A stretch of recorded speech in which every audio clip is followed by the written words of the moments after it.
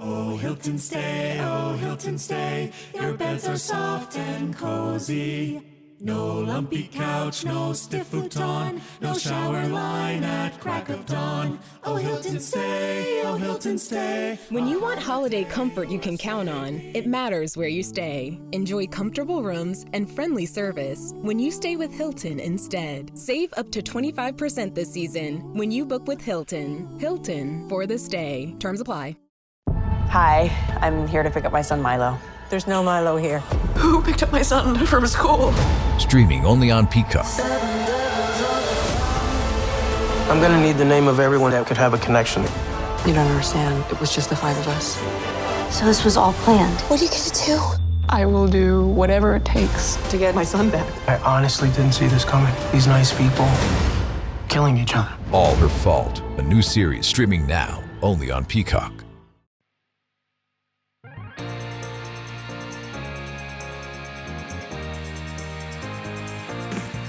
Welcome to the All Things Nintendo podcast. I'm Brian Shea, and this is a weekly podcast to discuss all the biggest news and games from the world of Nintendo.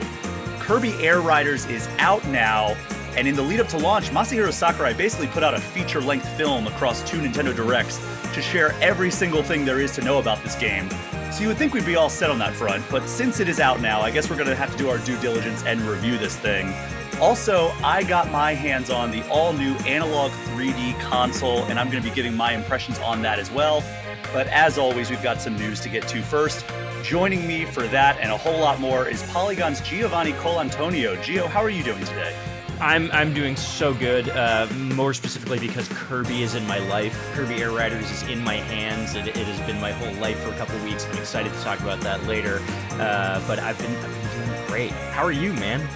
I am doing pretty well as well. We were talking before we got on. I can't talk about specifics, but I've been just consumed by interviews at my job at Game Informer lately, and it's nice to just have another kind of conversation here. I'm going to be grilling you about Kirby Air Riders later on in the show, but this is just going to be a nice natural back and forth, no Q&A format, none of that. It's going to be a nice thing. But if you want to ask the hard hitting questions, you can. If you're in that mindset and you really want to dig in, by all means, I'll do it, man.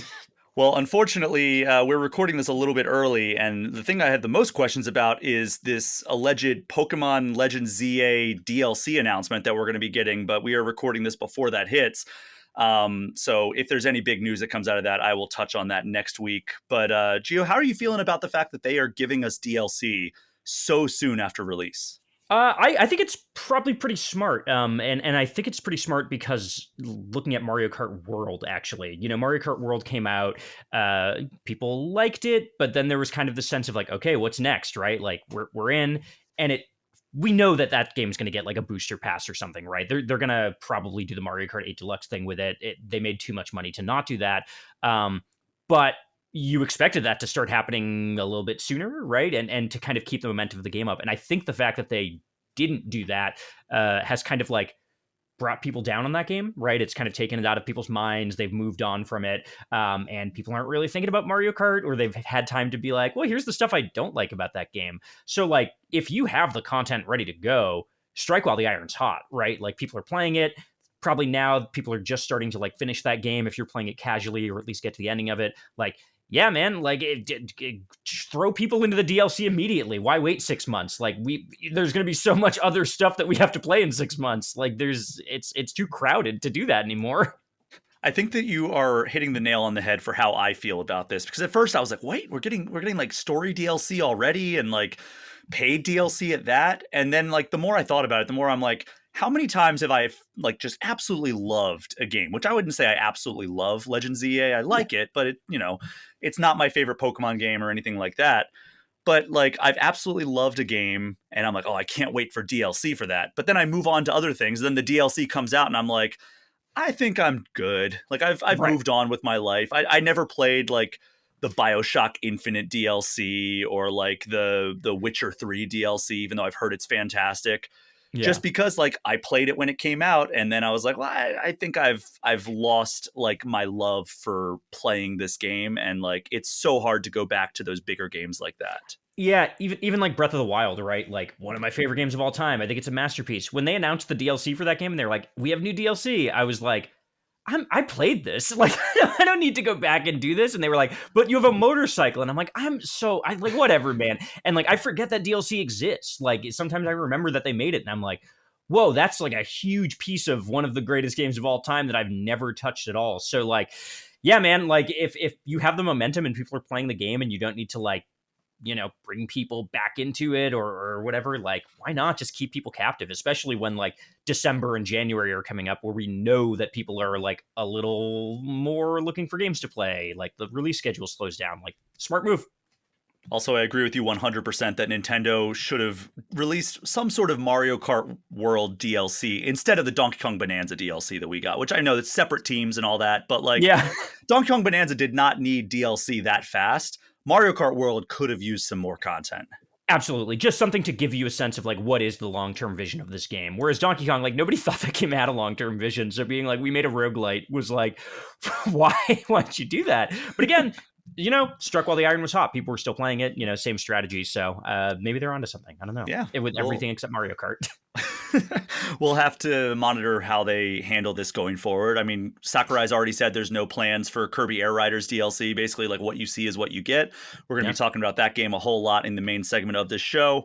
We'll have to see if maybe there's some Metroid Prime DLC that gets announced at some point in the future, or there's a lot of 2026 that we don't know is going to happen in Nintendo land. So we'll have to see where they go from there. But we do have some news stories to get to. But before we get to those, just a reminder that you're listening to the All Things Nintendo podcast. This show arrives in your podcast feeds completely free each and every Friday, brought to you by the fine folks who support me on Patreon. Without people like them, this show simply would not exist.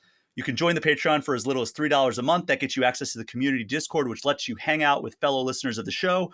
But there are also $5 and $10 tiers to get you early and ad-free episodes, plus shout-outs at the end of every show. Just go to patreon.com and search All Things Nintendo. It is only because of the wonderful folks who support this show that it is able to continue each and every week. Okay, Gio, so we have some news to get to this week. Okay. And unfortunately, the first piece of news is a pretty sad story. So Rebecca Heineman, an absolute legend of the industry, received a diagnosis of an extremely aggressive form of lung cancer. Just last month is when she made it public. I think it was October 4th was when she launched her GoFundMe. And sadly, this week she passed away. Originally, she started that GoFundMe to help her battle against cancer.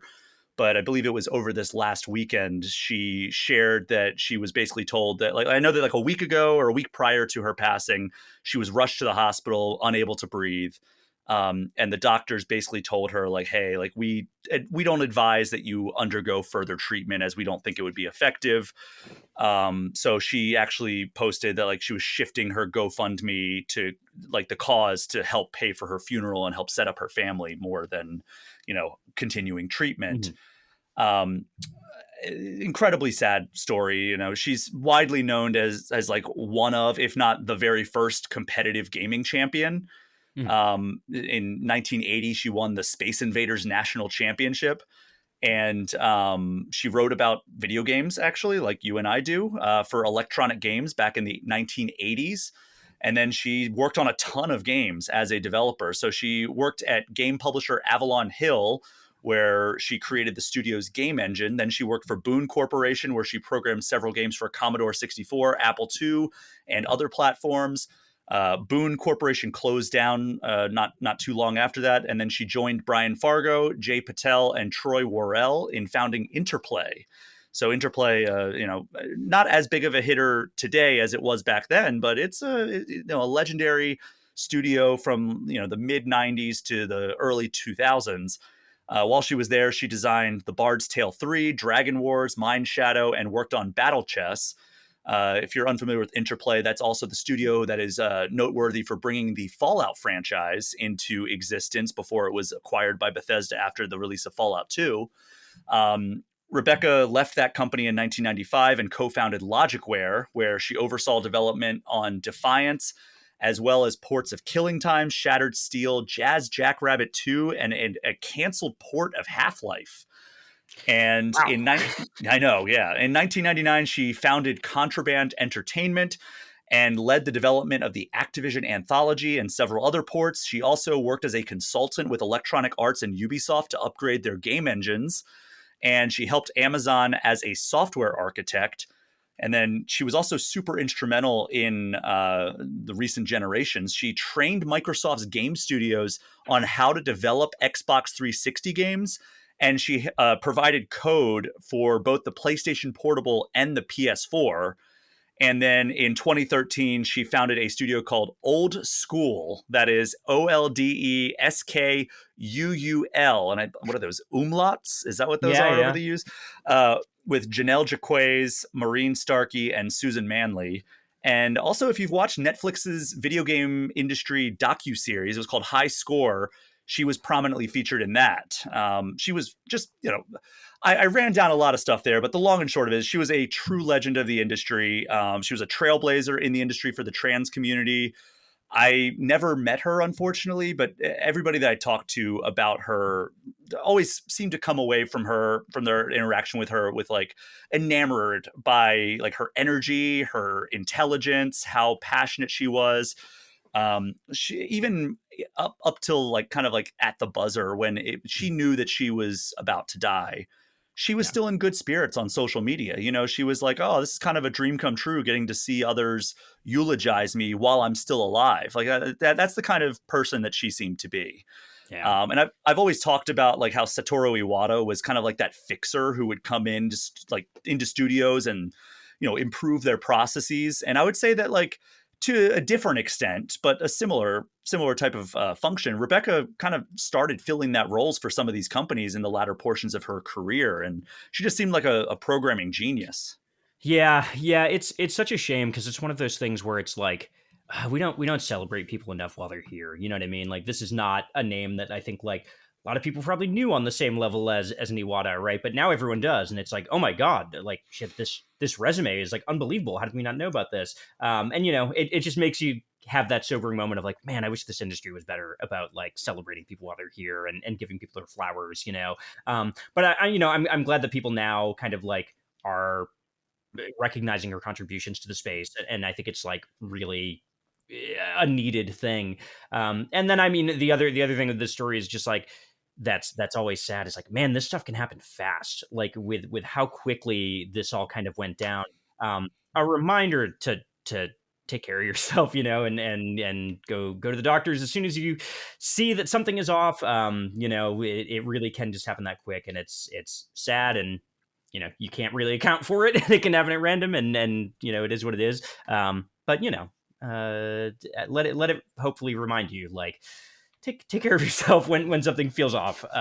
Just a sad story all around, and a true rest in peace.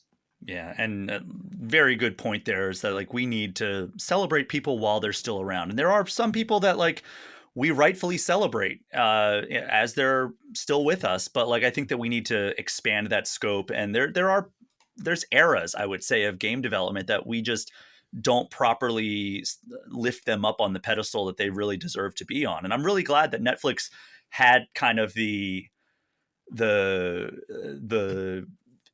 insight to kind of reach out to Rebecca to be in that documentary, because I think that was probably her introduction to a lot of people, especially in like the mainstream audience. Yeah, absolutely. Well, and hopefully now more people know her and can celebrate her work. That's all you can hope for. Yeah. So there's no real good way to move on from that, but rest in peace, Rebecca Heineman. And condolences to everybody who was impacted by her. I'm sure that they're mourning her loss pretty hard right now. Yeah. So moving on to kind of some more direct Nintendo news. Last week, we got the first real trailer for the Super Mario Galaxy movie. And as we know, that's not the only movie that is in development at Nintendo Pictures.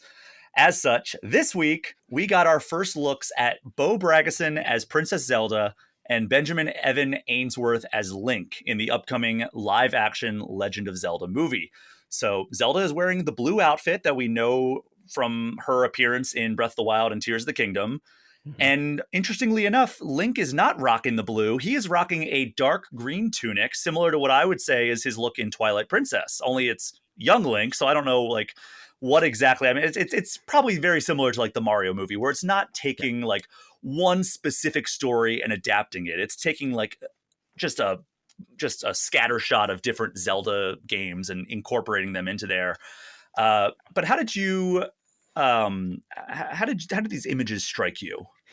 They're so funny, and like it's so funny to see them because like at the end of the day, the images are of like two people sitting in a field, just like a normal field, not like a cartoon.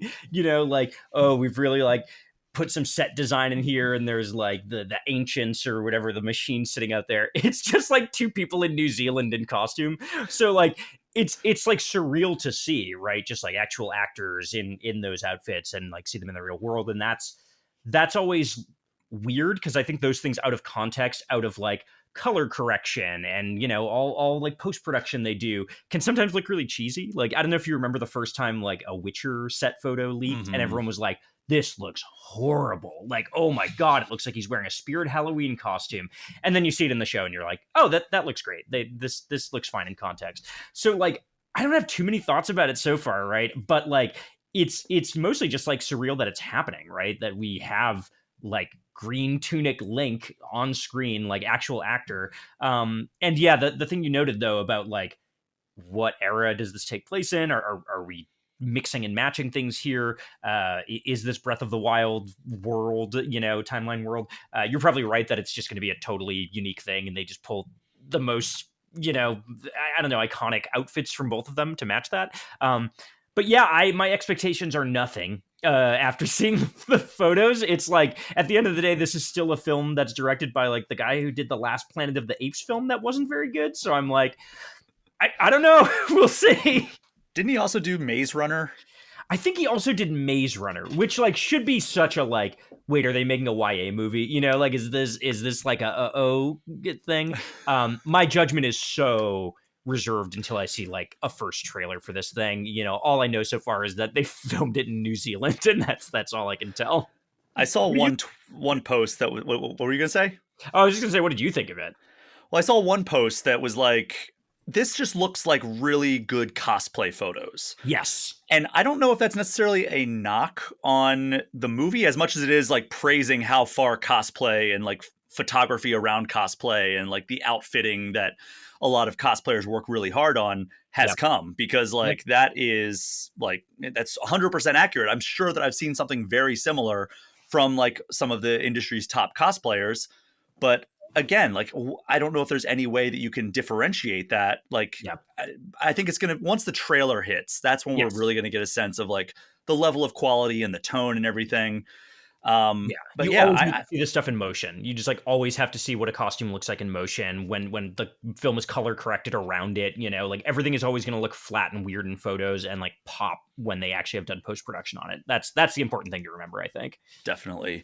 But I think they look great. Like, I think that like they if I see them, I don't think I'm going to look at either of them and be like, that doesn't look like Zelda or that doesn't look like Link. Like, they both look like they fit the part. And that's really all you can ask for from like, do the outfits look good? Yup. Do the faces look like they fit these characters? Yup. All right. I think that's all we can really glean from still set photos. Yeah, it's so funny that they put them out. It feels like it's because there were like some leaks that happened and they were like, we need to just get official photos out there, and like they'll show nothing, but like at least people won't be looking at these blurry photos out of context. So yeah, and also just gives you a reason to log into the Nintendo Today app, which is still a thing. Yeah, that's the thing, is it was originally shared on Nintendo Today, but we also did get them shared out on social media with a tweet, and I want everybody to say the first line with me. This is Miyamoto. And then he went on, filming is underway for the live-action film of The Legend of Zelda in a lush natural setting with Bo Bragason's son, who will play Zelda, and Benjamin Evan Ainsworth's son, who will play Link. Filming is on track for the film's release on May 7th, 2027. It will take a while until the release, so we would be grateful if you would wait patiently and look forward to it. It's so nice whenever he's like, are you guys okay with waiting? Please. It's like, oh, thank you. That's so sweet of you to ask. I love like when Japanese developers, I'm sure it's just like they are saying this phrase in Japanese and the translation just does not go one to one. but it's always, please look forward to. And it is the most charming thing. And I'm always like, yeah, I do. Yeah, sure. I'll do that. I will continue to look forward to this movie. Gio, give me your pitch for what you'd like to see from the Legend of Zelda live action movie. Oh my God. That is such a huge question. I don't know. I mean, and that's the thing that I think is like fascinating about this movie is that like I kind of want to see that like classic Ganondorf, like Ocarina of Time story, even though like Ganondorf isn't the iconic Zelda villain like Ganon is, right? But like in a live action movie, I probably want to see them keep it to Ganondorf and keep like a humanoid conflict in there, and really like. I know that we kind of got like some confirmation of casting on what appears to be Impa, I think has like kind of come out of that. So it seems like, that's going to be a whole part of it. If you're going to give me anything, give me the story of like Ganondorf and the Gerudus and like that interesting dynamic of like this one man born into a society of women. That's always such a cool part of that story that I think you could really build off of and build like a villain that is not just like a guy that gets beaten up, but has some heft and thematic weight that you can throw behind it. I kind of hope they go with something that like has the look of Breath of the Wild, but maybe the story and like timeless fantasy of Ocarina of Time. I think that would kind of do it for me. That's kind of where I'm at as well. Like, I think that Ocarina of Time is grounded enough that it's not going to feel like you're getting thrown into the deep end with this universe. Like, it's, and it has that perfect transition where you see Ganondorf throughout the entire story. He has a personality. He looks like a human. And then at the very end, the final conflict, he transforms into Beast Ganon. And then it's like, oh, this is like taken to the next level. And I feel like that is the perfect introduction. You get the villain origin story with Ganondorf. And then at the very end, you see him in like his kind of true beast form. And then maybe that's like the future of the franchise is like Ganon being resurrected time after time. But at the same time, like, I don't know, maybe we go real nerdy with this and get Demise or something. Ooh, yeah. Like if they let's get what's his name, Zant from from Twilight Princess. Let's get Zant up in the next one. Oh man, that would be very brave of them. They should just get like they should take some of the weirdest scenes from the series and adapt it. Like this movie should end with Link stabbing a sword into Ganondorf's head, like in Wind Waker. It'd be like bad people be like, "Whoa, this is not. You shouldn't put this in a kids movie." Or just straight through his chest, like in Twilight Princess. Oh, it's so good, man. It's good stuff. But anyway, it comes out May 7th, 2027. So we got just about a year and a half before we are seeing this thing in theaters, barring any delays. But the movie industry is a little bit better about not delaying stuff than the games industry is, which, games industry, it feels like almost every game gets delayed after its announcement. Yeah, if you get a delay in the movie industry, it's because of like scheduling conflicts. It's not because like the movie's not done. Yeah. They've got those processes on lock. Yeah. This episode is brought to you by Indeed. Stop waiting around for the perfect candidate. Instead, use Indeed sponsored jobs to find the right people with the right skills fast. It's a simple way to make sure your listing is the first candidates see. According to Indeed data, sponsored jobs have 4 times more applicants than non-sponsored jobs. So go build your dream team today with Indeed. Get a $75 sponsored job credit at Indeed.com/podcast. Terms and conditions apply. Gio, we got a shadow drop of one of the best games from Xbox 360, and that is Tomb Raider Definitive Edition. Right. So it's an enhanced kind of remaster of the 2013 reboot, seemingly a port of the PS4 and Xbox One remasters, but it doesn't seem like it has all the physics enhancements that came with those versions. Like, I don't know. It seems like it's optimized to run on Switch 1. Mm-hmm.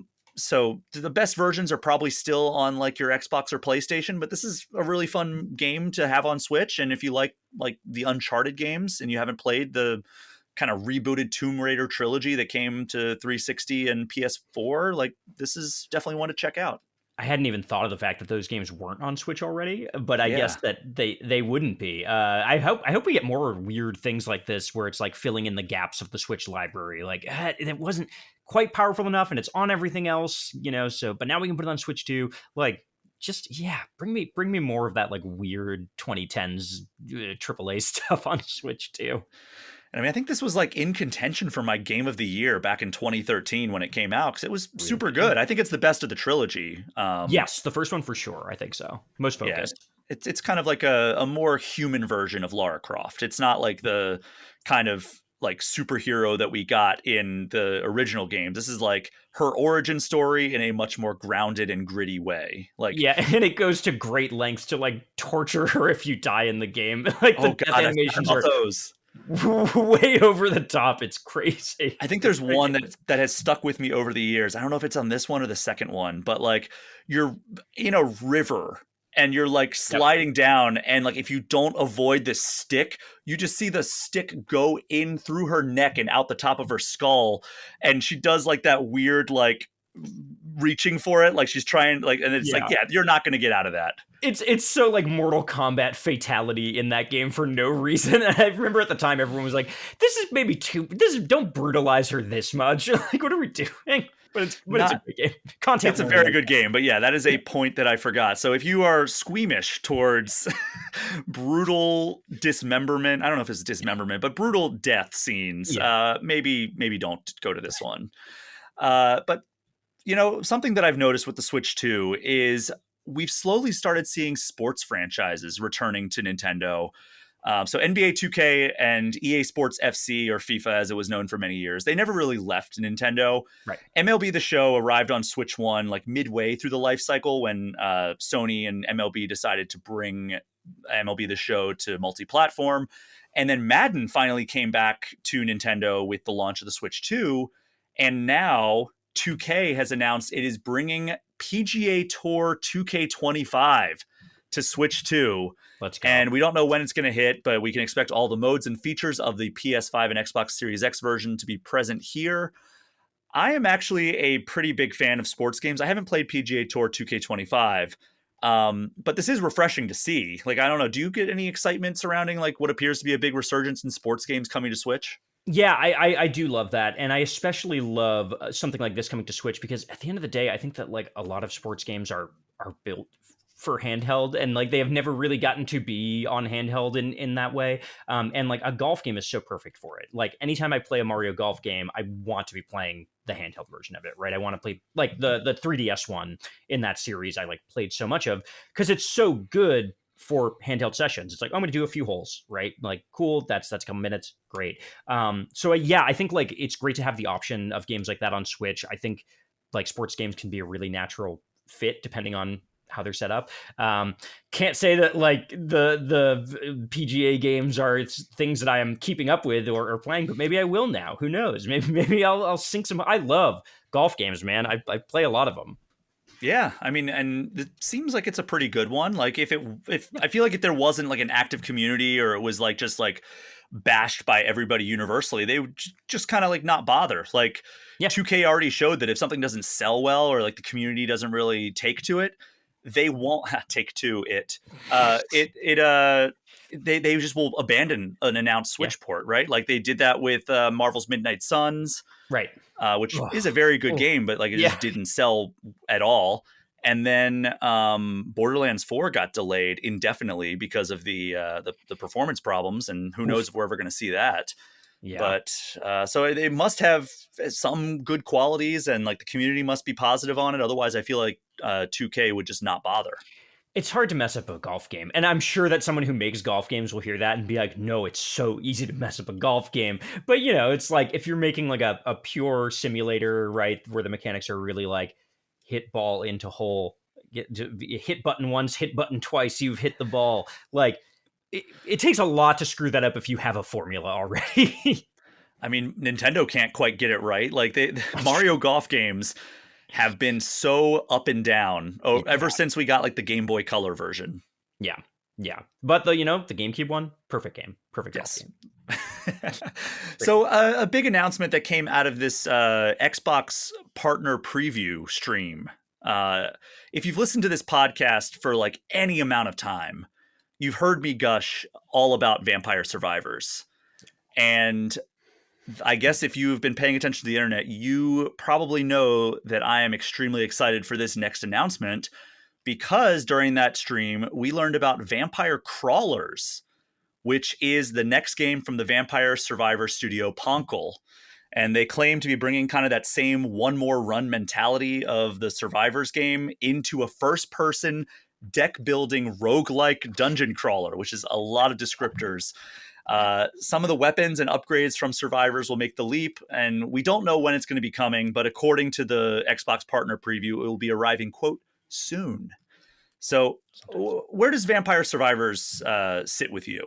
Genius. I love that game. It is. I'm someone who has a lot of anxiety when I fly on an airplane. I get really like nervous about it. If I've gotten better at it because I've had to fly so much more in my life, like the older I've gotten. But like, I need something to like make me time travel or like really preoccupy my mind. Vampire Survivors is the time travel game for airport anxiety, right? Like if I sit down with that and I play a couple runs, I look up and I'm like, oh, 3 hours have gone by, and I don't realize that. That game, I don't know what it is, but they just have figured out a way to like create that, right? A thing that you just get sucked into that like takes up so much time, but it feels like no time has passed. And if the new game can do that for it's whatever it's doing with that genre mashup, my anxiety will be so happy for it, and that'll become an instant Steam Deck, airplane game if it's going to be compatible there. Yeah, I'm excited for it.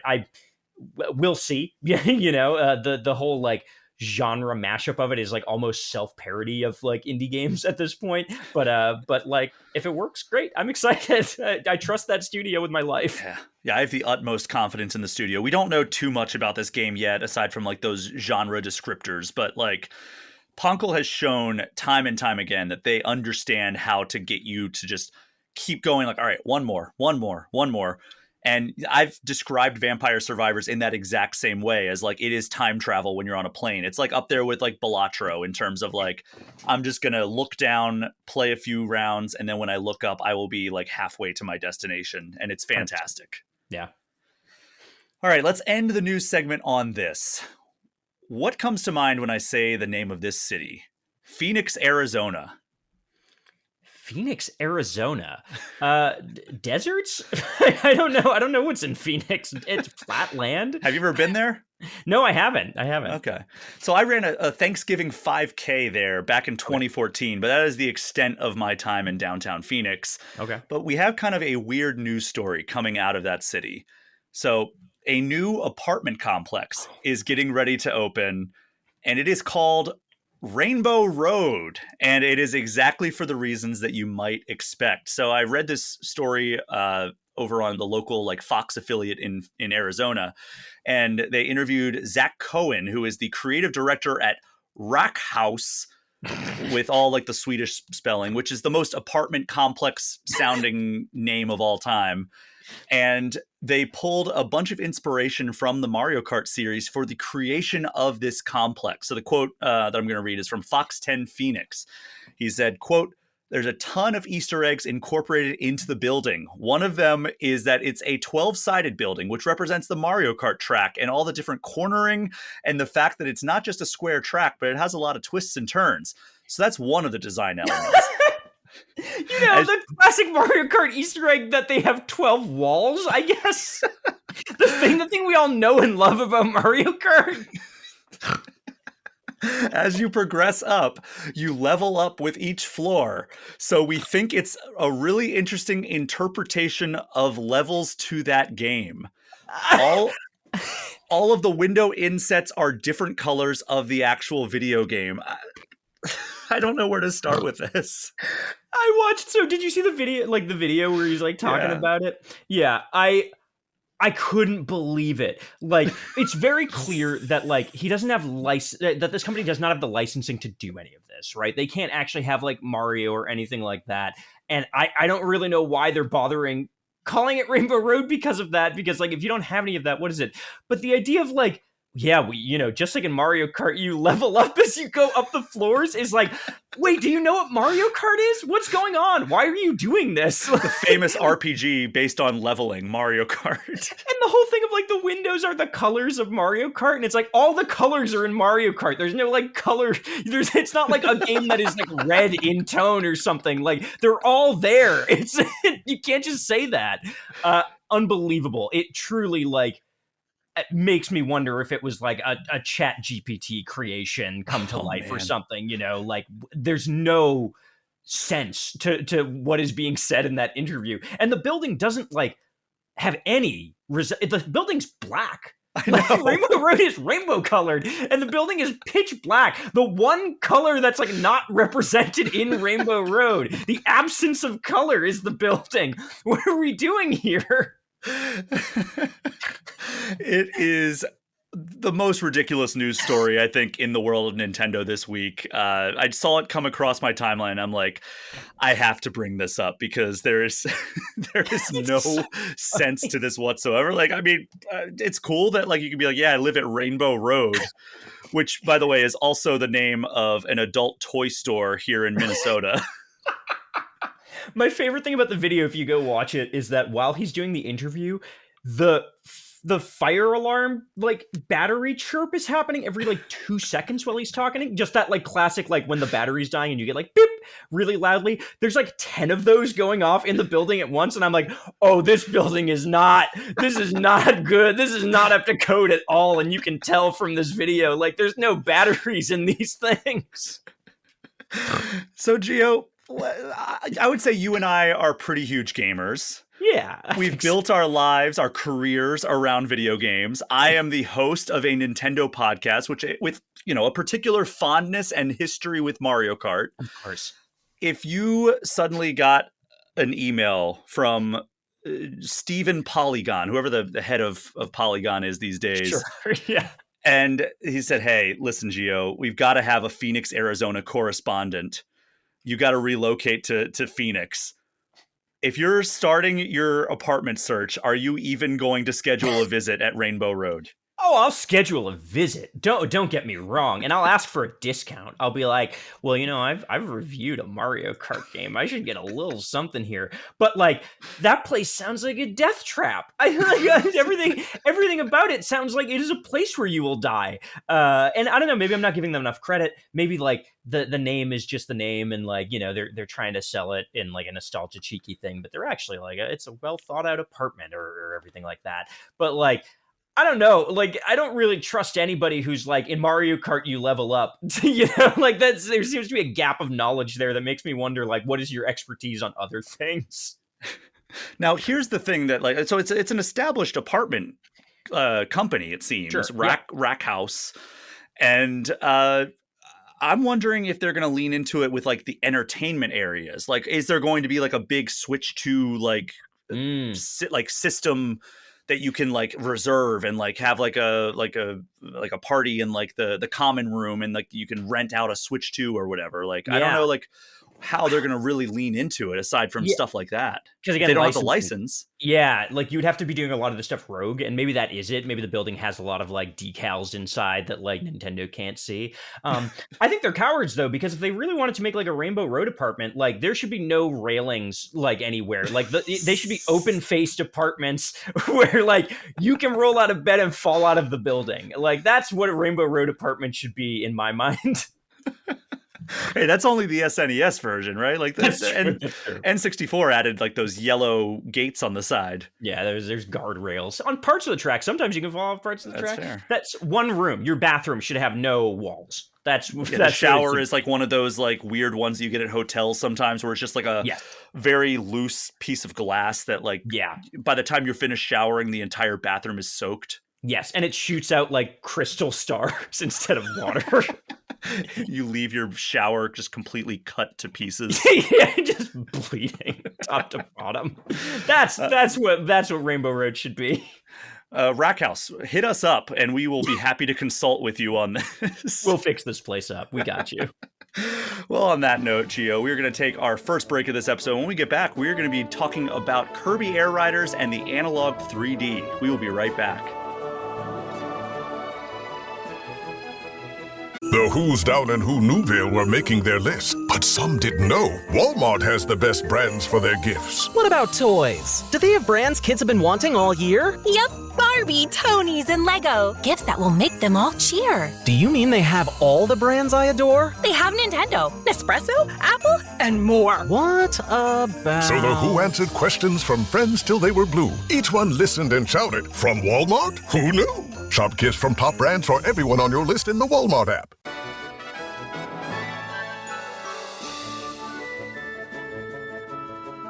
We are back, and Kirby Air Riders hits this week. As such, that will be our main talker for this week's episode. Gio, were you a fan of Kirby Air Ride back in the day, like of GameCube?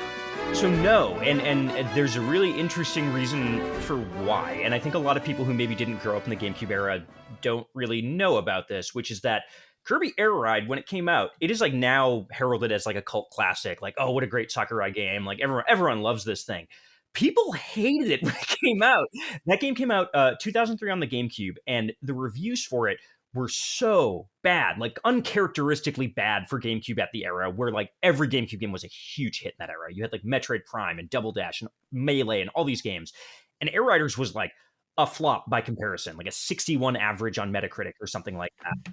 And part of the reason that it was such a flop was because Nintendo like sent that thing out to die, because it sandwiched right between F-Zero GX, which came out like 2 months before it came out, and Mario Kart Double Dash, which came out a few weeks after Air Ride came out. So Air Ride was this like weird experimental kart racer in the middle of two generational racing games that are like two of the all-time best and like two of the best games of the GameCube era. So people were like, what is this weird, simple game? And as a kid, I was like, yeah, this sounds terrible. It has one button. Like it sounds so weird. So I skipped it. And I didn't actually come to it until like a few years ago when I like played it for the first time and was like, didn't really love it, but was like, this is really interesting though. Like there's way more here than I remember people talking about at the time, and like getting into the city trial mode and being like, this is fascinating. Like, I didn't really know this was a part of this game. So no, I wasn't a fan of it at all. And even when I played it, I still kind of didn't fully get it, but like, was like, I appreciate this. And when they announced that they were doing Kirby Air Riders during like the Nintendo Direct, I was like, they have lost their mind. This is crazy. Yeah, I don't think anybody thought that was going to be a Kirby Air Ride game when like the teaser started at the Switch 2 reveal, where it was like, I was like, oh, okay, cool. They're doing a Kirby game. And then it was like, oh, is this Smash Brothers? And then it was like, no, it's Kirby Air Riders. And I was like, I think I heard everybody in the room, because we were at the Nintendo Switch 2 event in New York, and everybody was like, what? It was like, I was like turning to the people next to me, and we were all like, what? Also, that event was so funny because that's also the event where they revealed Nintendo Switch 2 Welcome Tour during that Direct, and they said like it will be a paid exclusive, and the entire room laughed out loud when they said it was paid. And like Doug Bowser was definitely in the room, and like 200 journalists just like started laughing, and I was like, I feel so bad for them, and they're surely going to change this now, and they did not. It was a funny event. I told that story as well as one of my favorite memories of that event. Was so funny. So Kirby Air Riders, we already know so much about this game thanks to like all the footage and breakdowns that were shared by Masahiro Sakurai. It was like 2 hours worth of like footage, if you count the trailers and then the 2 Nintendo Directs. Yeah. But I guess even with that in mind, were there any ways that Kirby Air Riders was still like able to surprise you? Yes, actually, and I've been playing it for like 2 weeks, and something just surprised me about it today. So I love this game, and I'll get into that. But the thing that really surprised me about it is there's a lot of cart customization in the game. You get like decals and all these things that you can stick onto carts. And I messed with it a little bit when I was playing, and I was like, oh, this is cute. You can like put a sticker on your thing or put like a little like whatever, and cool. Didn't think much of it. The game is now out in Japan. So people are playing it and like going to that scene. And I swear to God, it is like a Forza Horizon garage that has sprung out of this game. The custom stuff that people have figured out how to make using like stickers to like figure out shapes is unbelievable. People have turned like there's a wagon in that game that's like a square wagon. People have turned it into a GameCube, like a perfect GameCube that you can ride on in that game. I have seen like Starmie. People have made like Starmie from Pokemon out of like the Star like ride. I've seen like memes. People, like the Pepsi meme, but it's Beepus. People have made Beepus like in that game. It is, and like those things are not just like things you can make, but you can like buy them from the online store and like have them in your game. And when you play City Trial, those things can show up. So I like was playing and like got on the GameCube wagon and was like, holy crap, this is so cool. And I had no idea this was going to be a piece of this game and that there was going to be like that community level on it. And like, I already love the thing. But when I saw that today, I was like, oh, this has like even more to it than I thought. And I cannot wait to play this online. We'll see how Nintendo responds to that with their weird selective litigious nature, where it's like, well, if you're an independent artist, we're going to sue you and block you from selling your stuff. But if you're the US government, we're just going to look the other way. So we'll see what they do with this. Yeah, it could go either way. You never know. It really could. Yeah. So I'm assuming that like much like Super Smash Brothers, which, Sakurai also created, like the level of like detail oriented design that he is known for is still intact. Is that fair to say? Yeah. And I think it's the most interesting part of the game, and I think it's also what makes it the most interesting Switch 2 game so far, if I could be so bold as to say that. I know that people will be like, but Donkey Kong Bonanza. Air Riders is like a game of choices and decisions that are like so galaxy brained that no human being would think to put them in a game, because they're not like functional necessarily, right? They just are Sakurai having a vision of like, it would be cool to have this thing in a game. It's not necessarily balanced, in a perfect way, but like, I think it would be a fun idea. So my favorite example of that is all of the carts in the game, or machines as they're called, operate very differently. They're not just like, oh, this one like speeds up a little bit more or whatever. Like they have very different boosts or turning or like specific mechanics to them. And there's one that is called like, I don't remember what it's called. It's like the slippery machine or something, or like slippery star. And it is a star that you ride on that like slides around like it's soap. Like you go on the track and you just like go, you cannot control the thing. It's like fast, but it like truly it like slips and slides around the field. And like the first time I got it, I just like laughed out loud because I was like, why? Like there's no reason you would put this in a game, right? Like it's not functional. It's not like a meta thing. Like, oh, this is like sensically, you need to have like something that's really high speed and like low acceleration, like for the balance of the game. It's just like Sakurai was like, that would be a funny idea for a vehicle, and I'm going to put it in the game. And the whole game is that, where he just makes all these decisions that are so like, I am not going to compromise on my weirdest ideas and my weirdest visions, and the level of detail I'm going to put into this like random cart that is like kind of a joke, and take it so seriously, makes the whole thing such a delight to play, and like to discover each character and each cart and each course and the weird nuances of each thing and the things that like don't make sense. Somebody told me today that there is a thing in the game where sometimes in the City Trial or whatever, there is like a text that comes on screen that like kind of gives you a tease of what's to come. And sometimes it's just misspelled on purpose, apparently. I don't know what the function of that is, but sometimes he just puts in like a typo text on screen for a reason that I don't know and seems to have a function. And it's like, what? What? Like, just again, galaxy brained, man. And is that since like Masahiro Sakurai very clearly speaks Japanese, I don't know if he knows much English. Is that instructions to the localization team? Please typo this. Like, what is this? I have no idea. I would love to find out more about that. That's the rumor I've heard about that. Apparently, is that there is typo text on screen on purpose in that game, and it's wild. The other thing that I think is like remarkable about it, and I don't want to spoil too much about it, but there is a story mode in this game, and if you know Sakurai and like how he does story modes, it's like he for no reason has like the most gorgeously animated cutscenes of any video game like in this, and you're like, what is going on?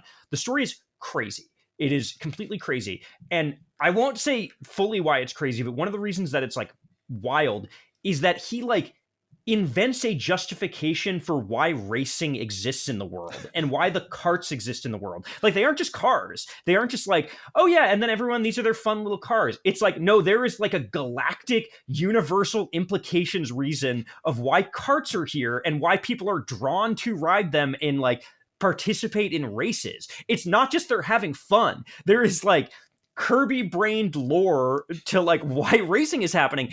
And like, who would do that in a kart game, right? Who would be like, I'm going to justify why you are doing everything in this game. It is like so fascinating to just go through it and see his brain at work and see him be like, this isn't just a racing game. This is like a story driven game like anything else. And everything has to be justified. And there needs to be reasons why these things are happening in the world. It's such a joy to see that detail at work. So where does the story mode unfold? Is it Air Ride, Top Ride? I mean, it's not Top Ride, or City Trial, or there is a mode in the game that is new to it, and this you might have missed it buried in his like 3-hour epic combination of streams. The Christopher Nolan length of direct. Yeah, like his feature length thing. It is basically a mode that is like a World of Light style mode, if you remember that from Smash Ultimate, where it's about like a 2-hour story driven mode where you go through like these stages and you're like kind of on a track, and you can go left and right between like 3 lanes and do different challenges. Right. So there are these like these challenges where it's like, oh, you do a race or you do a top or race, like basically all of the things from the other modes represented as like quick 1-minute mini games or less. Right. And you do those. There are bosses that happen in the mode, which are kind of like boss encounters. There are like traditional boss fights in that mode as well. And then you get like something like 9 or 10 cutscenes in between some of those levels. So yeah, it is like a full story campaign. But again, in that very World of Light, like bite-sized, built for the Nintendo Switch, like, yeah, you do a couple things and then you pop out and go to another mode. But it is a full-fledged weirdo story that is like, you have to see it to believe what he's doing, because it goes to some bizarre places immediately. So before we get into like the actual racing mechanics, how do those boss fights play out? That seemed like the one area where I was a little concerned, because I was like, this looks like it could be super janky. It's definitely janky. It's a little weird. There's not too many of them, luckily. Basically, you end up being in like a round arena, and that it is a game built for like moving straight, right? But City Trial is a thing in the game, so it is kind of still built around the idea of being able to move in 360 degree space, whatever. They do control a little bit weird. The momentum of trying to like turn a corner and do this, like the controls kind of change for those modes. A little strange. The game has its quirks, like no doubt. And especially like controls, I think will be something that like you either pick up what he's doing or you are like, this is too weird for me. I can't do this. But for the most part, like I think there are some quirky boss battles, but like I like the spirit of them enough that I was like, okay, cool. They're short enough. They're easy enough that like I'm not like freaking out about it. It's just fun to see him do weird stuff. So talk to me about how the mechanics, like how does each of the modes feel to get around? So like Air Ride is going to be like kind of just the traditional racetrack like gameplay. Top Ride is that weird like top-down mode where it almost reminds me of like the old like NES racing games where it's like that type of control. And then City Trial is like the open city area with mini games interspersed. Yeah, so the core racing, traditional is like a fun word to use because it is, but it's also not at all. Like the thing about Kirby Air Riders is it's like more of an action game than a racing game. It also just like throws any conventional wisdom of a racing game out the window. So you are not holding a button to accelerate, which like is the first thing where you're like, what do you mean? Not only that, there's 2 buttons now because one activates your special, but like basically you have one button that is a contextual button where it lets you kind of boost if you hold it down. And so you kind of come to a complete stop and then boost forward. You can use that kind of as a drift. And there's like a whole nuance to how that works. But also if you're near an enemy, you suck up that enemy. Or if you have a like power, a copy ability, that becomes your copy ability button. And like, it is all very contextual. It kind of knows, what you want to do at what point. It sounds very unintuitive, but I actually think it works quite well. People hated it in the GameCube era, but I think now I'm a little more used to it. But then it's got all these weird quirks where like you're kind of just steering with the control stick and that's your movement. But also you can do a spin attack by like flicking the control stick back and forth, which takes a little time to get used to. So it's definitely a steep learning curve, I think, if you have never played Kirby Air Ride. But honestly, I've gotten so used to it at this point, and I like love how it feels now, just because it's so fast and strange and like isn't doing stuff that every other game is doing. Like I've picked up so many kart racers this year, including Garfield Kart 2, and like you can pick up the controller and you know how every single one of those games plays. You're like, accelerate, cool. Steer, cool. There's a drift in everyone, and I can guess what the item box button is, and you can just guess. And this is a game where like you have to learn how it plays. Same with top ride mode, that kind of like top down mode you were talking about. Took me so long to figure that out. It's the weaker mode of all of them, but I've gotten the hang of it, and now I kind of appreciate it because it's just like a weird like slot car thing that you're kind of doing there. You know, certainly the weakest of those, but like I have played a ton of it anyways. City Trial is just, I think, where this thing shines.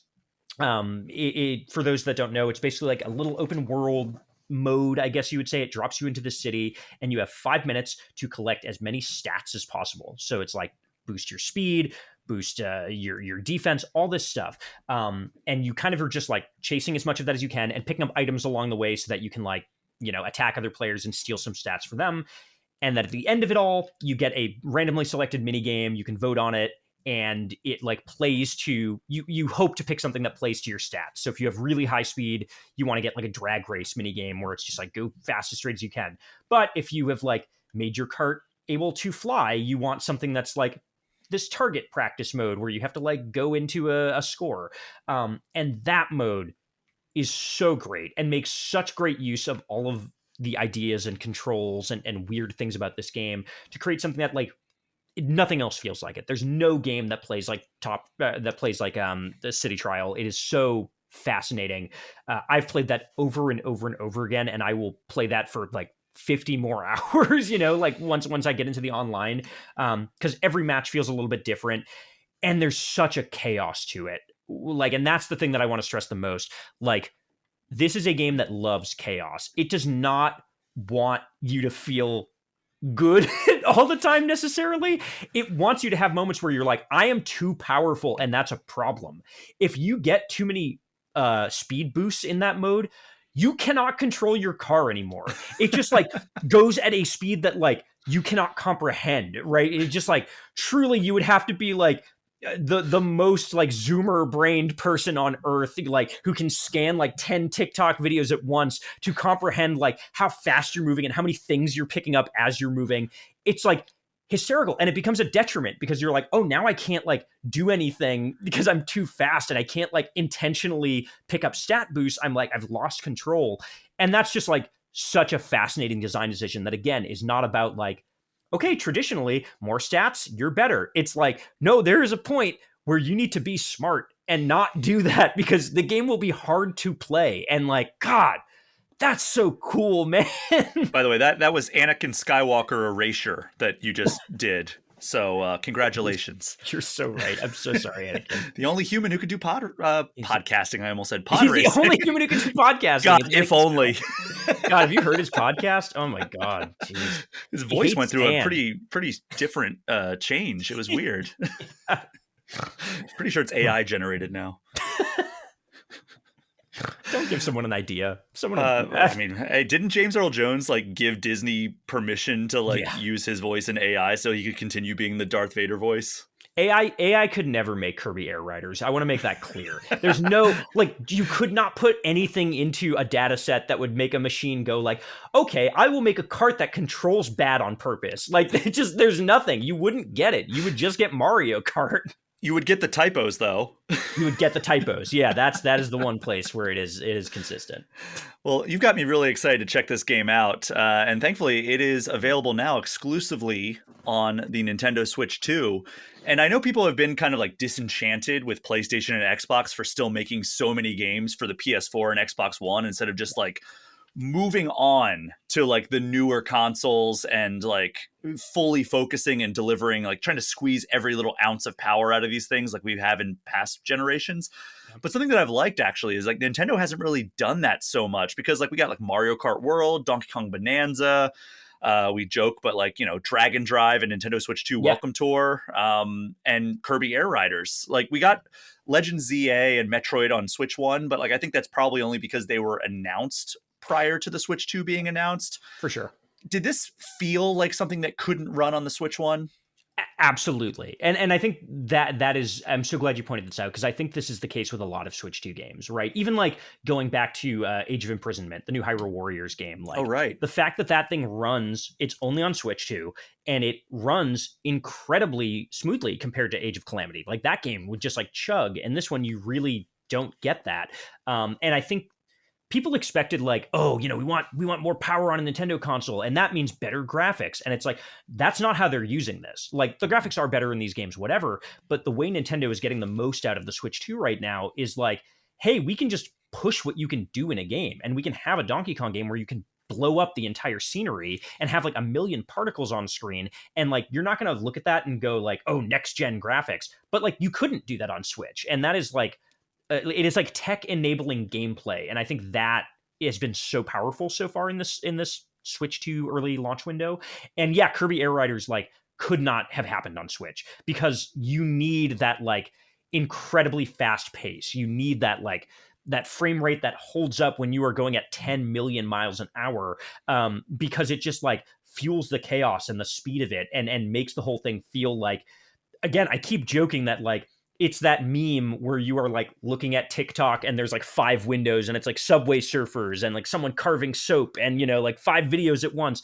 It like feels like that. And I know that probably sounds like bad to people, but it's like kind of great. It's just this like total like ADD brained game where you're like, like it is so perfect if you are someone who like has kind of a short attention span like I do, right? And you're like, oh God, like everything is just moving so quickly, and this is so cool. And I just don't think you could have done that on Switch. And I don't think you could have done that on the Nintendo GameCube, which is why I think Kirby Air Ride, the first one, never really lived up to its potential. And this feels like it finally pays that off without being a very different game. It's just like, yeah, tech has caught up, and now it can support the game I always wanted this to be. And like, I think it's a night and day difference because of that.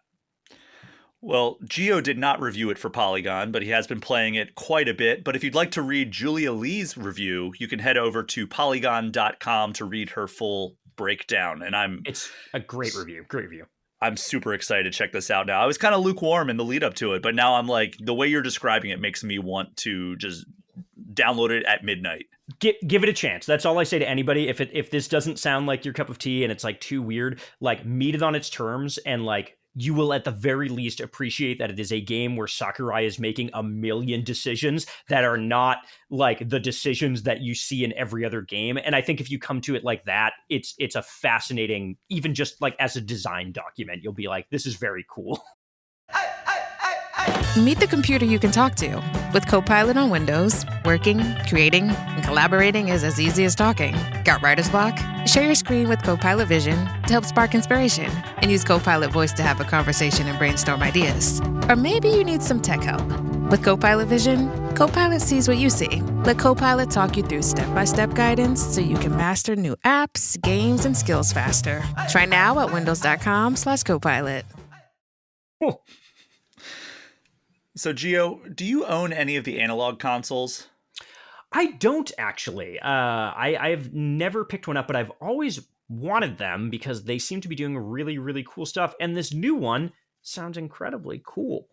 Yeah, so just for people who are not aware, this Analogue is a company that releases high-end retro consoles. So it's basically like, there's the Analogue Duo that plays like Super Graphics, TurboGrafx 16, and like other like CD-based games.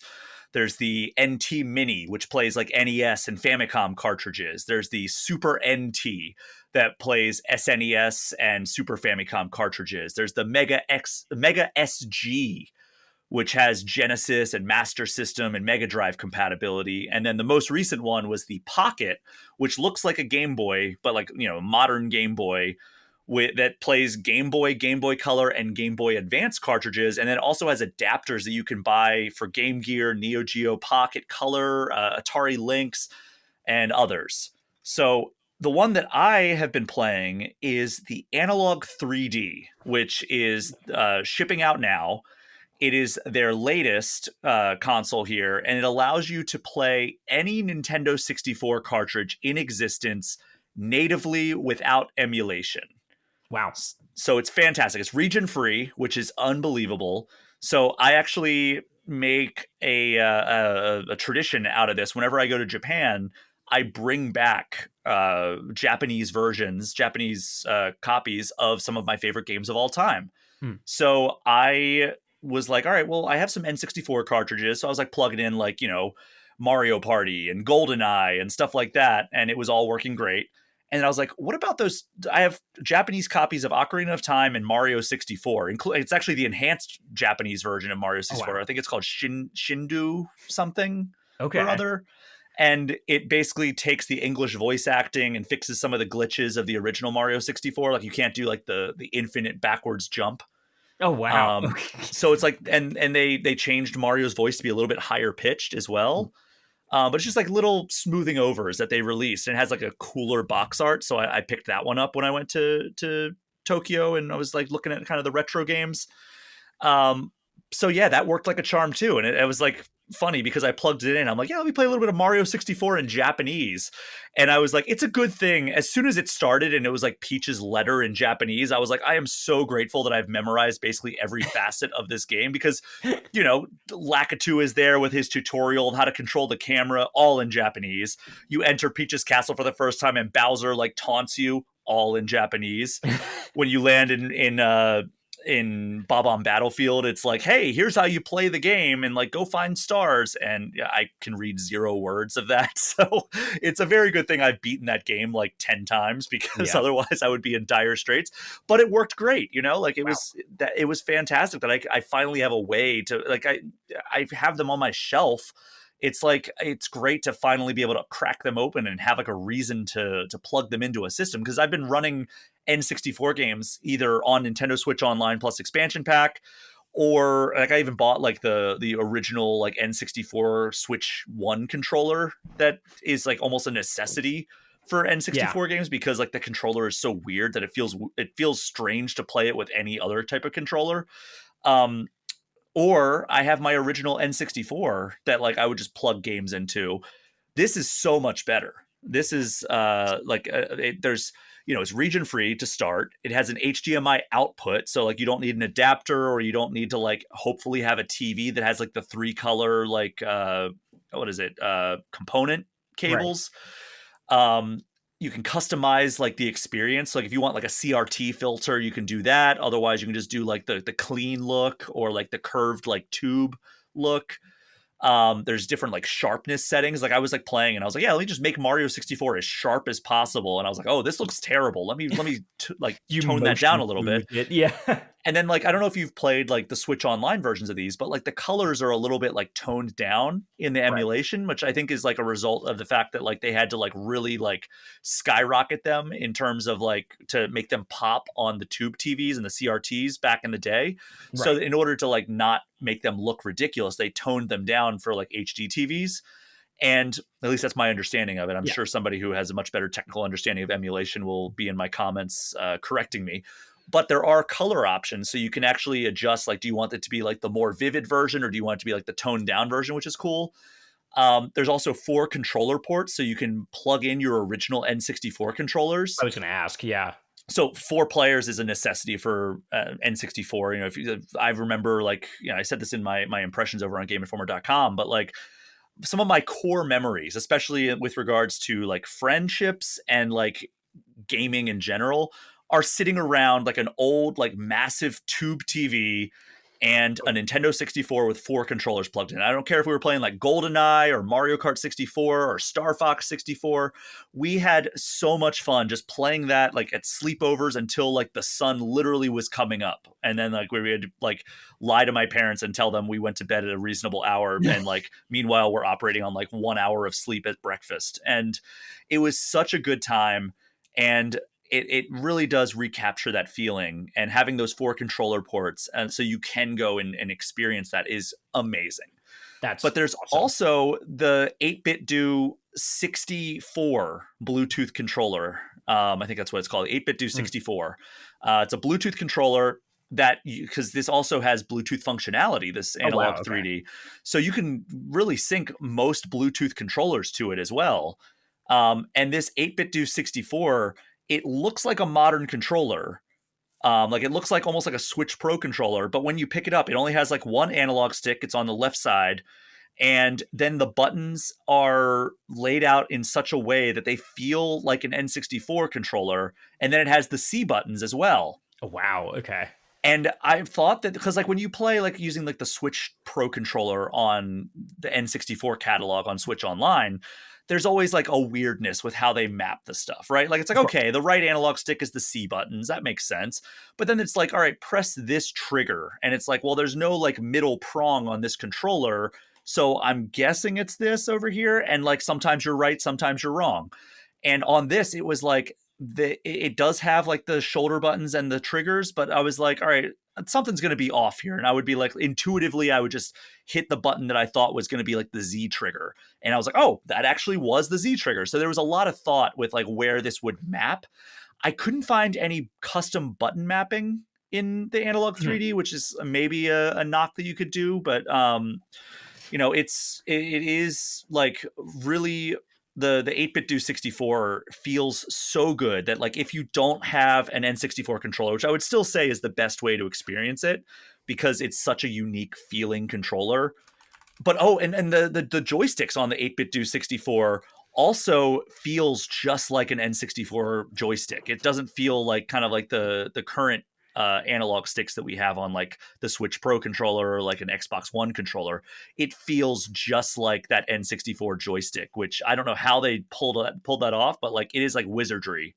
Wow. I did not play the Mario Kart like rotational things to like really get a sense of if it burns into your hand in the same way, but I'm sure it does because it feels just like it. So it's really a fantastic way to play your N64 catalog. The only real downside, I would say, is that you're limited by the fact that N64 games are just absurdly expensive in a lot of cases. Like, I have my Japanese copy of Ocarina of Time, but I, for whatever reason, can't find my English copy that like I used to play all the time growing up. So if I looked up like how much Ocarina of Time costs to buy like an N64 cartridge, I'm sure it's like 100 plus. I'm curious. Is there a way to like slot in a flash drive kind of thing to it? Is there like a USB port? There are USB ports around the back. Okay. There's also an SD slot.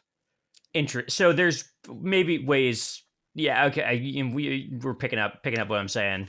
Traditionally, there have been like homebrew opportunities in the analog stuff. Like I think a lot of people used the Pocket and the Super NT, if I'm not mistaken. I think a lot of homebrew stuff was found at home on those consoles. Really cool. And it did say, like, I think that one of the like briefings that I got about this thing, I think it said that like, yeah, it should work with every N64 cartridge, but we have not tested unofficial third-party cartridges. Got it. So while it should work, we haven't tested them. So like, you might have some compatibility issues if you're using like unofficial cartridges. Here's the most important question that I have to ask about this entire thing.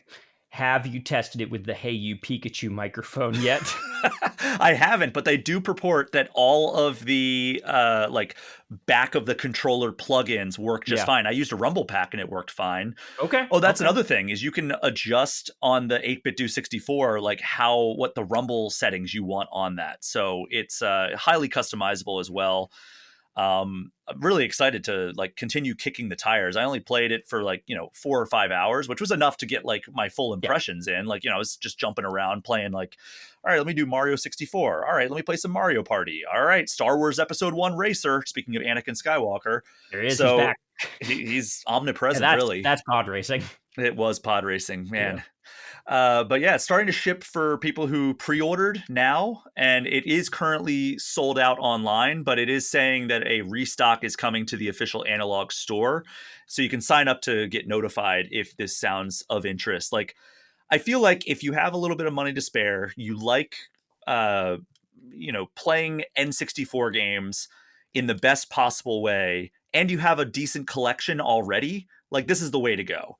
If you're like a casual N64 enjoyer and like it's like, all right, I only want to fire up Mario Kart 64 once every 6 months just to like, oh yeah, nostalgia.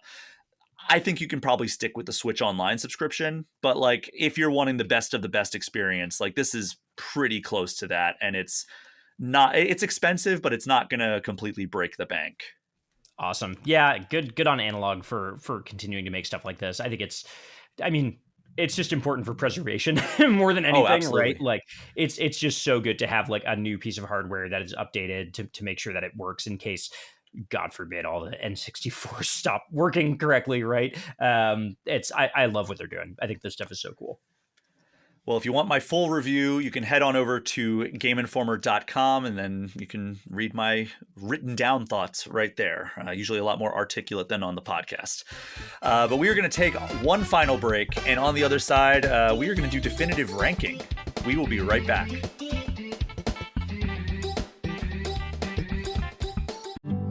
Purina believes no one should have to make the impossible choice between their own safety and their pets.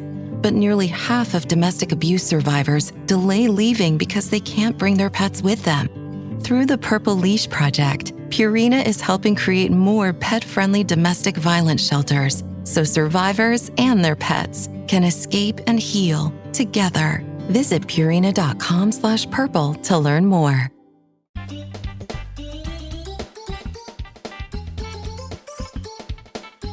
We are back for the last time, and it is time for Definitive Ranking, a recurring segment where we take a Nintendo topic and give our own personal top 5 lists. Since last week gave us our first real look at the Mario Galaxy movie, and this week let us see Link and Zelda on the set of the Zelda movie. Gio, I want to get your top 5 video game movie castings. So you've done this before. Start at 5, count it down to 1. Give me a quick sentence or two about each. Oh boy, I forgot to prep this, and I was like, I'll figure it out on the fly. And now I'm remembering, like, that's a terrible idea, and I shouldn't have done that. What are even video game movies? Okay. How do we start this? At number 5,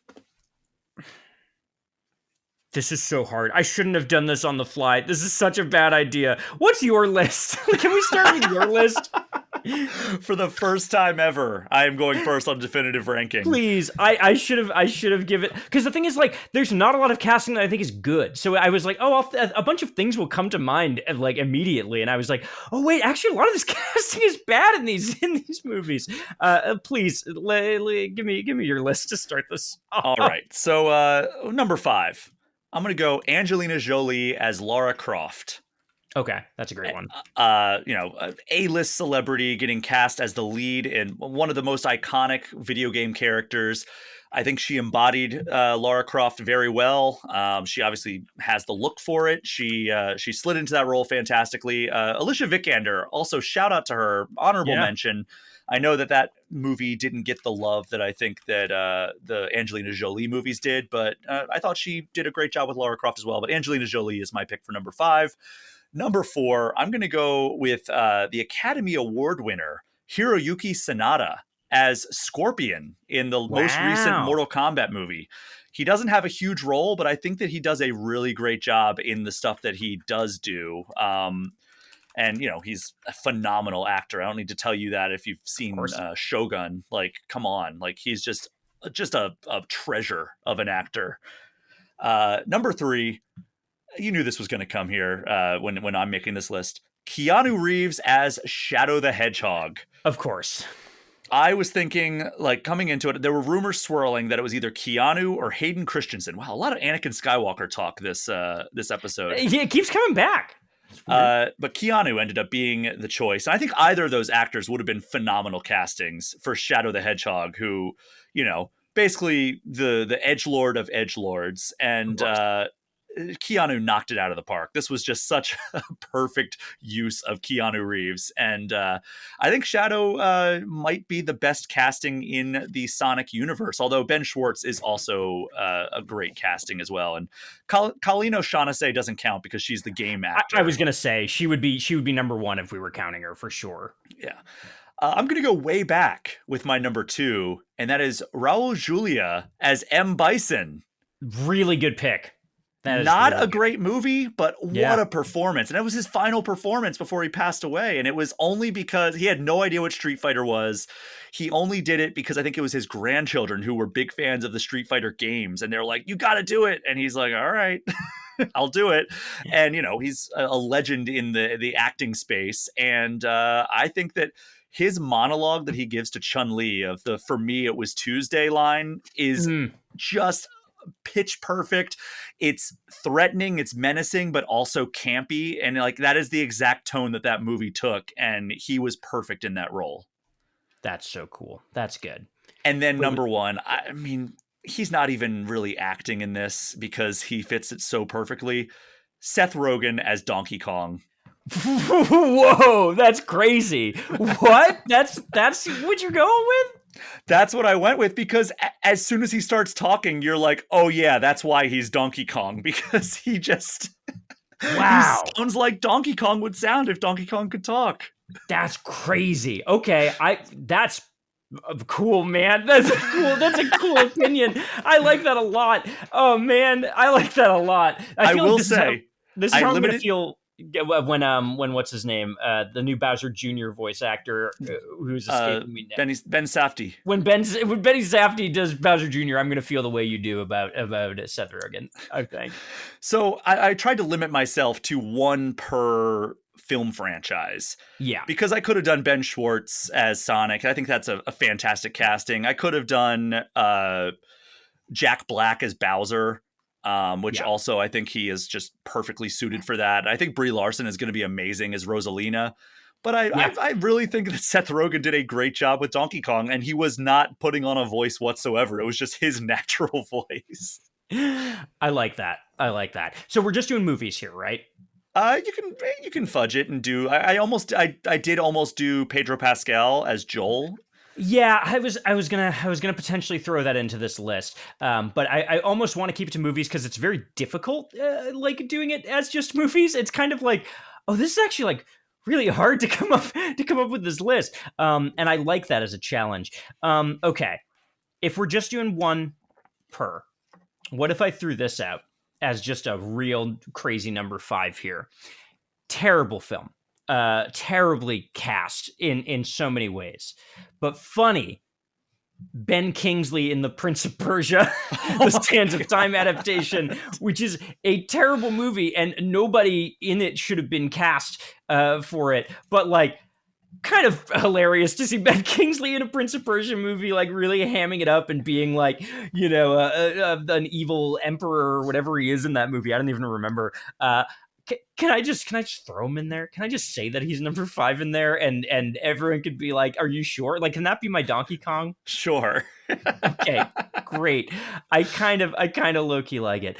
I'm also gonna do another like bad movie, but I respect the role for number 4, which is like Mila Jovovich in the Resident Evil movies, like. Terrible films, but like she goes for it, man. She's like so bought into that character, Alice, who she plays, which is not a character from the game, whatever. But like she's so into the like campiness and weird like action movie heroine of that series that I actually kind of like very much respect that she goes for it. I kind of I'll give her credit for it in a way. Also, yeah, I legitimately like the first one. Yeah, the first one's a lot of fun. Yeah. The rest of them, it's crazy. I think, are terrible movies, but they are still super fun. You're right. She 100% goes for it and elevates the films really as a result. Yeah, really makes them work. I then at number 3 would actually go with a different Mario pick. If I'm picking one for Mario, actually gonna go with Jack Black, Bowser, and Mario. I think that like that's a tough role to like really get right and like not have people be mad at you about. And like universally, a lot of people had a lot of opinions about a lot of the voices in that movie. And, you know, like Chris Pratt, some people think he did great. Some people like kind of hate it, you know, all that stuff. I think like everyone really loves Jack Black in that movie, and really feels like he goes for it. And again, same thing. It's like the same thing with Mila Jovovich in a very different way, where like he's so bought into it, and he's like, hell yeah, this is awesome. I'm in a Mario movie. This is so fun. I'm gonna do Bowser, and I'm gonna like take the character seriously. I'm gonna do the dumb Peaches song that everyone loves, but like really put my heart into it. I think it's a really fun performance from him, and I really like that it's there. I said this last week when we were talking about the Nintendo Direct where they revealed the Mario Galaxy thing, and Jack Black crashed that during Chris Meledandri's thing. And he just did the exact same thing that he does with everything, which is just give 200% to whatever he is doing in the moment. And that seems to be the case for all of his existence, really. Like if every time 100%. I've seen him, I talked about like the 2 times I've encountered him at like events, whether it was E3 one year or the Mario movie premiere. And he is just on all the time. And he's a delight. He's a delight of a human being. And he absolutely is like full send, like bought into Bowser. Yeah. I really appreciate that about him. It's cool. That's just a cool thing. He was on my list as well before I decided that I wanted to keep it to 1 per film. That's fair, and you decided to give the edge give the edge there, which I think is really cool.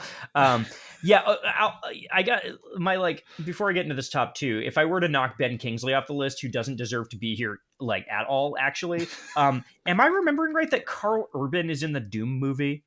Oh yeah, he's the main guy, right? Like Karl Urban, because like The Rock was the one that like they advertised heavily, but the main character was actually Karl Urban. He was like Doom guy.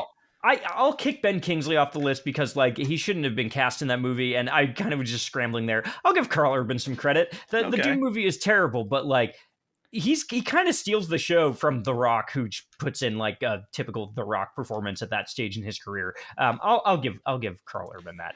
One thing I will say about the Doom movie is there's a first person sequence. That's like it's so stupid and so over the top and so unnecessary. But if you are watching it with friends, like a good group of friends, and you just all like my friend group did, like silently agreed that we were going to just like overreact to everything that happens in that sequence, it might be the most fun you ever have in a movie. It's kind of a blast. It's the stupidest thing that has ever happened in the movie, and I really appreciate it. So I'm moving Karl Urban up onto the list. Sorry to our boy Ben Kingsley.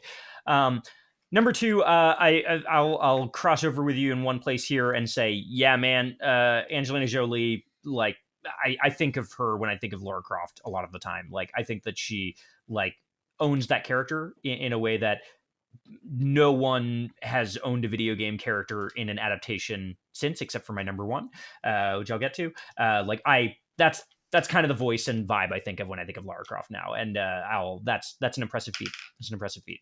My number 1, by that same token, is Ben Schwartz. Baby. I know Keanu like gets the credit because he's like so well cast as Shadow, and I think like it's really funny casting. And I think like he's great. I think this top 5 could have just been a lot of the Sonic characters, because I think like Idris Elba is also very fun as Knuckles and like does a great job with that. But Ben Schwartz like again goes all in on that character, like puts his own spin on Sonic, but like still very much feels in the vein of Sonic and gets the attitude of it down. It's just like I kind of think of that voice in my head now when I think of Sonic. Like it has kind of superseded a lot of the game stuff, and I think that's a testament to like how well he has kind of owned that character. Talk about we didn't even talk about it. Talk about a Game Awards snub that Sonic 3 was not up for best adaptation. That was a weird lack from there, but especially in a year that I think was fairly weak for game adaptations. Very weak. We have like a Minecraft movie up and not Sonic 3. It's crazy. I know people like the Minecraft movie. I haven't seen it yet, but maybe people just forgot about it. I think that's what. Yeah, it's one of those ones that came out after it was eligible last year, because it came out like December 23rd or something. Yeah, and then it just didn't. It got lost in the shuffle this year, unfortunately. Yeah. So I think that would be it. I think if we were introducing TV into the equation, it would be a lot easier. And I think maybe there would be like 5 actual good performances on here, and not Karl Urban, who I just have a soft spot for. Sorry, I should have prepared for that a lot sooner. Carl Urban also he's going to be in the Mortal Kombat movie as Johnny Cage. That's great casting. That is such good casting. Oh my God. God. I probably would have included Brie Larson in the list for similar reasons that that Ben Schwartz is on the list for yours, where it's like she seems like tailor-made for that outfit, that role. Yeah. And she's also a massive fan, the same way that Ben Schwartz is a huge fan of Sonic. Like I asked Ben Schwartz, like, hey, what level would you most want to see like adapted? And he went to Studiopolis Zone from Sonic Mania. And I'm like, okay, yeah, he knows ball. That's deep. Yeah, that's deep knowledge. I love that. Man, good list. Maybe I gave it to Seth Rogen because he's been a guest on this podcast. Has he really? Yeah, I interviewed them for Game Informer, the cast and the directors. So if you go back, there's actually a Mario movie extravaganza where I talk about going to the premiere. I have a 30-minute conversation with the directors, which was exclusive to this podcast. Wow. And then the cast interviews with Chris Pratt, Charlie Day, and Seth Rogen.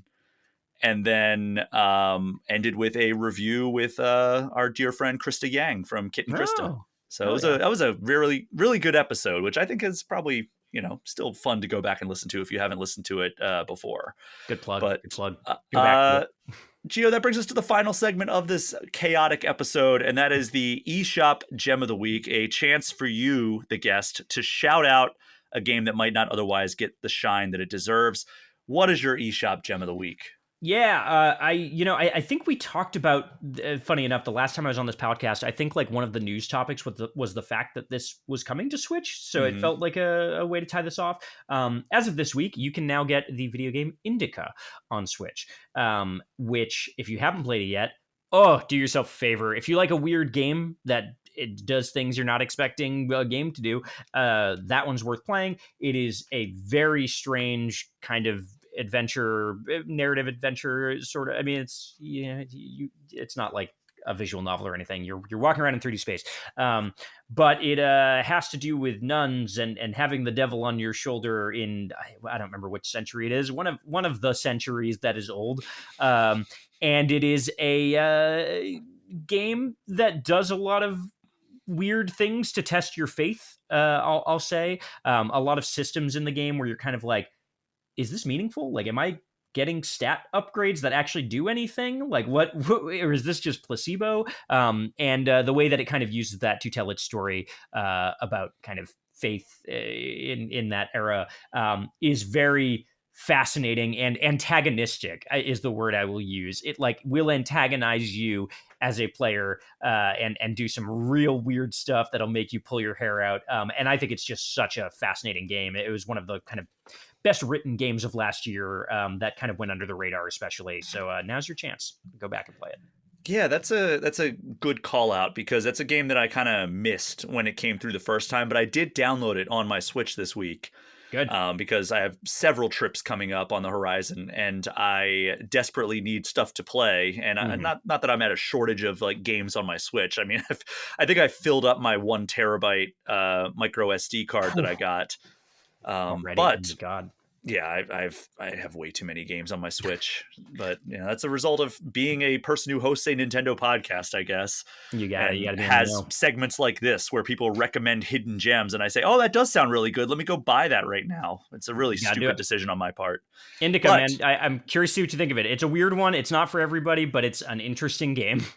I think that Indika, the character, actually won like Best Hero or something, or Best Character maybe, like at Game Informer. The year that it came out. I think that's right, and a good choice. Yeah, good on Game Informer. It's a great publication, turns out.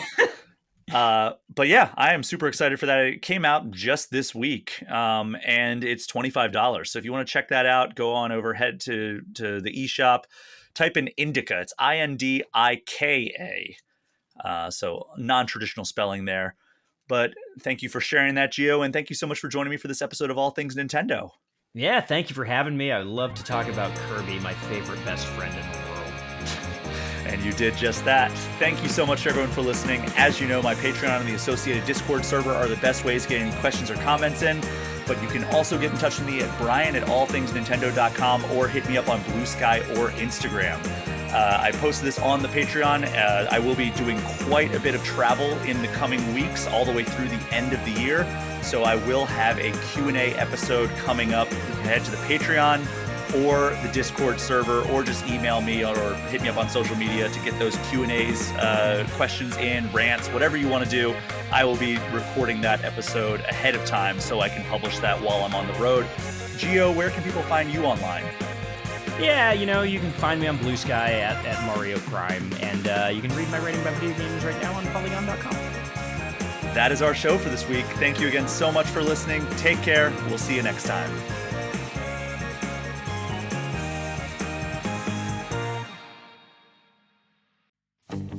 Hey everyone, thank you so much for tuning into this episode of All Things Nintendo. Before we close out the show, I just want to give a special thank you to the $10 patrons of the podcast. Alex Stadnick, Andy Junkins, Ben Richland, Chad Brecky, Chaps My Ass, Derek Sigmund, Dusty Beeman, Ian T. Clark, Jawar Hello, Johnny Five, Jose Villalobos, Joshua DeProy, Casey Radio Man, Cody Gibson, Creeper207, Ozman83, Paul at Drunk on Mako, Pratable, Rob McCann, Bobby Mac 265, Robert Sosa, Roberto Nieves, Roger Reichert, Russell Sayer, Smithy Poo, Zane Sink, and Zek 3 Sword Sama. Thank you so much for continuing to support this podcast. I could not continue doing it week after week without you. God, Rainbow Road. I wonder what the rent is going to be in that place. That $1,900 is what it starts at. 1,900? Mm-hmm. Oh, but in Arizona, that's like probably a lot of money compared to like in New York. I'd be like, holy shit, that's nothing. Well, yeah, in New York, that would be like, I'm gonna live forever. Yeah, you genuinely. Oh god. Now that Mom Donnie's in control, Mom Donnie's gonna rent stabilize Rainbow Road.